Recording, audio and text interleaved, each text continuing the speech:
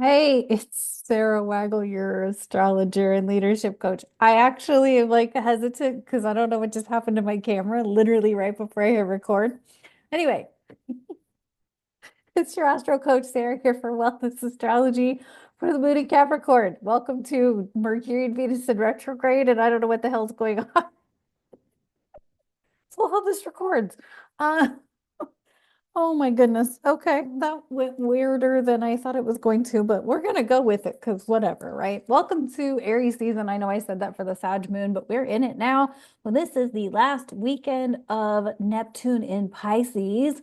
Holy shit. A time. He'll be back in Pisces, but not till later this year. But yeah, this is the last weekend before Neptune enters Aries next weekend. So we in this now. So if you feel in some feels, I hope you are because there's a lot to be felt right now. I'm hearing anything from big time headaches, which is not surprising, to digestive issues, to fatigue, to high energy. Like everybody's all over the map, basically. So, why is that? Because everybody's affected differently. And this goes back to something I have talked about multiple times over maybe the years I've been on YouTube. I've blogged about it. I know I've talked about it, written about it. Is that for people who have different levels or different percentages, let's say, of different elements in their chart. So people who have more fire and air are probably going to be like riding a high, right? Also, people who have done, generally speaking, like more clearing, more healing, more releasing are probably in a different place than people who have not. And that's not a criticism or a judgment. That's just truth, right? Like some people handle energy differently than others.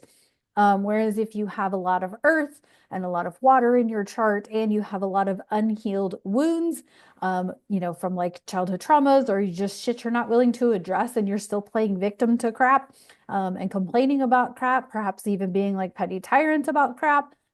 This may be tougher times for you. If you can't go with the flow, it's going to be a tougher time because it's flowing hard right now. And so, everyone's kind of got some stuff they have to address.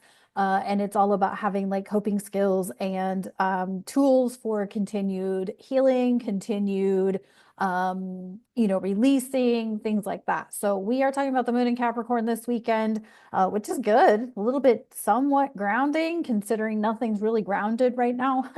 And nothing's gonna be grounded for the foreseeable future. So if you are somebody who does not deal well with a lot of rapid change, the next several months, if not several years, is going to continue to piss you off, fuck with you, upset you. And if you don't want to be like that, I highly recommend you get some support around it, and really work with some sort of support tools, or techniques, or something like that, because this is this is the beginning of rapid change that's going to be here until at least this time next year, and perhaps beyond that. So we have a good solid year of Neptune dipping his toes into Aries, and Saturn's going to dip his toes into Aries, and then Uranus will dip his toes into Gemini in July.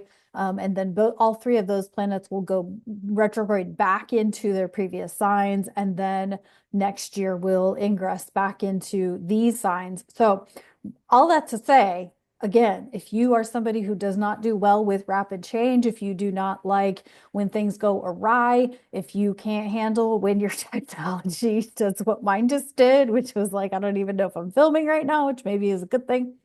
Um, you're gonna constantly be on the struggle bus. And if you don't want to be on the constant struggle bus, I highly recommend just getting some support, getting some therapy, coaching, getting an astrologer, who can support you through all of this rapid change, and whatnot. And so, like I said, I have talked to and seen people on every side of the spectrum. Some people are dealing with digestive issues. Some people are dealing with inflammation, which is very common with this much Aries energy is inflammation.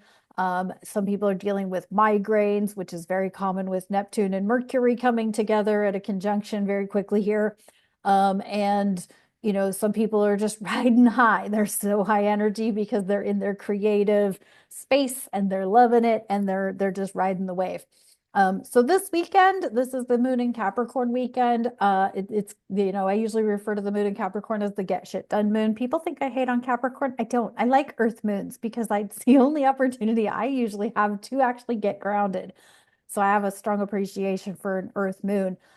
This is, of course, Saturday and Sunday, so it is the weekend. Those days are called Sábado and Domingo in Spanish, but they're rooted from, I want to say, uh, Latin. I'm bringing up the days of the week because Sábado is Saturnian and Domingo is Sun. So I'm trying to bring up those days of the week so that you can see and understand, begin to understand that there's different planet rulers or even luminary rulers for each day. And in fact, you can download an app called Time Nomad that has an hourly planet ruler. So if you really want to track, I'm really trying to do that, but I'm not doing it consistently. Uh, if you really want to track how you fluctuate through the day, you can track the planet ruler of each hour of the day. You can do that with that app called Time Nomad. And really feel into like how your body is, maybe you're a morning person, maybe you're not a morning person, maybe you're a regular napper and all of a sudden you're not a napper. Well, maybe there's been a change in like how the planets are showing up through the day. Um, Again, that's not something I've used enough that I could tell you. But I know I've noticed a shift in myself in the last week or so. I have been sleeping far less and have been in complete like creator mode and whatnot. So there's that. So anyway, enjoy this weekend. Probably not the best time in the world to be intoxicated because of the fact that we have Neptune and Mercury coming together towards the end of next week. Like I said, this is the last week of Neptune in Pisces. The world is confusing. Nobody knows what's going on. People are drawing conclusions to crap that they don't understand all of the details of, and all of those things. This is, of course, also the third quarter square moon. We're headed towards that new moon solar eclipse in Aries next weekend. And around that solar eclipse is a lot of activity. So continue to take it slow, guys. There's no need to like rush with life right now and be like going 90 miles an hour. I realize that some of us can't change how fast we have to go because you got kids and husbands and wives and grands and all of those things. But if you are able to slow yourself down and find some center and find some, grounding opportunities, I highly, highly, highly recommend it. Stop trying to go 90 miles an hour. It's not the time to be doing that. It is definitely the time that if you need an extra day to chill your body out, calm your body down, that would be a good thing to do. So, anywho, when I tell y'all I'm like all out of sorts today, like Again, I don't even know if this is recording because my camera wasn't working and right before I hit record. So, Mercury retrograde. Yippee! In my fifth house. Of course, if you want to work with me, you can work with me. We can check out your astrology, see where this Aries Pisces situation is landing for you, this South Node in Virgo. I know some Virgos going through some stuffs and all of that. And we're in that until 2027. I mean, yes, the nodes change in 2026, but we have another Virgo, I think, eclipse in 2027. So if you are a Virgo or have a lot of Virgo, yeah.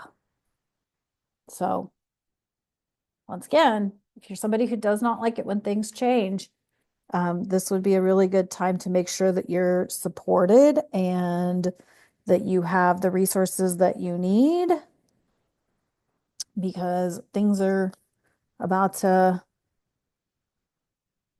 really start changing. All right, we get the King of Latinum upright. Ooh, King of Latinum, King of Pentacles upright. I don't remember who this is. I know it's a Ferengi, but I can't remember the Ferengi. I try to ignore the Ferengi. I don't really, they're not my favorite. Um, the King of Latinum, upright, King of Pentacles, upright. So this is kind of being like the ruler of your space, ruler of your environment, the ruler of, and really taking control of your environment such that you can right now. I think this has a lot to do with like that. We're gonna head into a lot of like warrior. That Aries energy is like the I am, right? It's the god of war. The god of, Aries is the god of war, and Mars is still camped out in Cancer, meaning home, and really pretty like vehemently, viscerally even, like feeling into your home, your space, all of those sorts of things, and really caring for your home meaning like your physical environment, such as the King of Latinum suggests, but also the home being like your physical body, and really attending to your physical body. And this does not necessarily mean like detoxing, but like attention to like the food that you're eating, the drinks that you're drinking, the, substances that you're consuming, and what that's actually doing to not only your physical body, but remember that your physical body is connected to your emotional, mental, and spiritual bodies. And that, consuming food that can like rot your gut or fuck with your gut, um, can actually be, wreak havoc on the rest of your systems. We got the Knight of Cloaks in reverse. Ooh, Knight of Cloaks in reverse. Cloaks is wands, fire. Knight of Fire in reverse. Hmm. This is, of course, a Romulan. Knight of Cloaks in reverse. Knight of Fire in reverse. Um,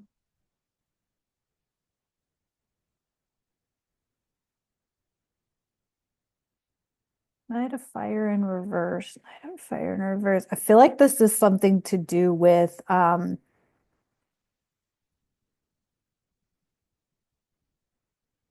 I really want to say that there's people who've lost the ability to fight for themselves. There's people who are um who have lost the ability to like stand for their family or their closest people. This feels like that loose, like that who do you have that would stand for you, right? Like I'm somebody who's been through it with people that didn't want to stand for me when this shite hit the fan in 2020 and 2021, and lost, like, let go of a lot of friends at that point. Because what I found out was the people that I thought my most of my adult life that would stand for me didn't. Um, and that's, I feel like that's the thing, like right now, is that who do you have that can be your warrior? And if you don't have other people that can be your warrior, are you willing to be your own warrior? Nights always make me think like no one's coming to save you, no one's coming to rescue you, all of those sorts of things. But like there is something to be said for, having someone to be there, be supportive, all of those things. So, I feel like my lighting has been off this entire video. See if I can fix that. Yeah, it wasn't bright enough. I was kind of, I don't know, trying to fuck around and find out here. Um, but I feel like there's this whole like, you do need people. If you are not able to stand for yourself, if you are not able to be that knight for yourself, then who do you have to be there for you and take a stand for you? And if you don't, then you need to reevaluate those situations for yourself.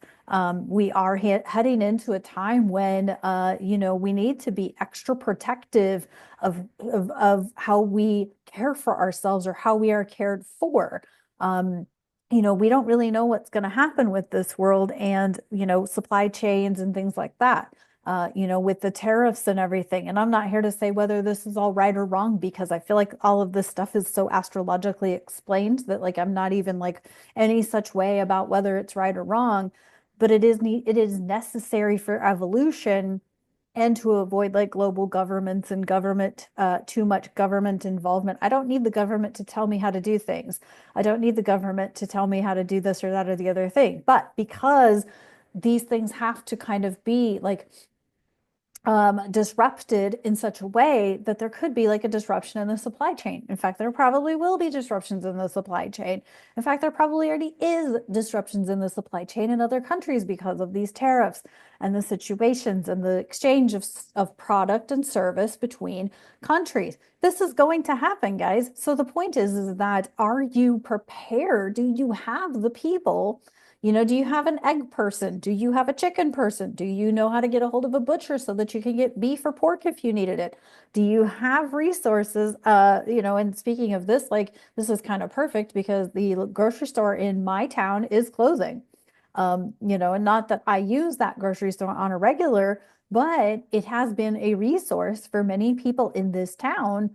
And so, where do you have a backup? Do you have a plan? Do you have people who can help you get where get food, help you get nourishment, but not only that, but like medications and things like that. Like this is all about to be right in front of our faces and we're going to have to all be prepared to deal with the consequences of it. And so again, I'm not here to right or wrong any of it, but I do think that like it's all been written in the cosmos. So I sort of just sit back and be like, oh yeah, okay, that's a thing. Um, because I've been preparing for this since 2020, basically, when I first really started to follow the history and the cycles of astrology is, that these things were going to happen. Anywho, all right, let's get your angels and ancestors card. And we have the water guardian. Ooh. Of course, connect with your emotions. Yeah. I think this is why a lot of people are going through a lot of like physical discomfort and shit is because these are people who don't process their emotions. They ignore them, they avoid them. I'm not emotional, I'm not sad, I'm not any such way. I'm just fine. Meanwhile, that shit's building up by way of inflammation, by way of the lymphatic system backup, by way of indigestion, by way of any kind of blockages in your physical structures from lack of not processing emotions, from lack of not processing fear, and things like that. So many things here with this, but connecting with your emotions. What the fuck are you actually afraid of? We've got Pluto in Aquarius opposite Leo. What part of this are you afraid of? Because Neptune coming into Aries in like 6 days here, you're gonna need to be creative and be courageous enough to be creative. But are you? Because I have it that most people aren't, and that's unfortunate. I know a lot of people who are, but even I, like, why am I not publishing the books? What am I afraid of? You know? So just keep that in mind. Anyway, take good care of yourselves. Have a great weekend, and I'll talk to y'all next week. Bye.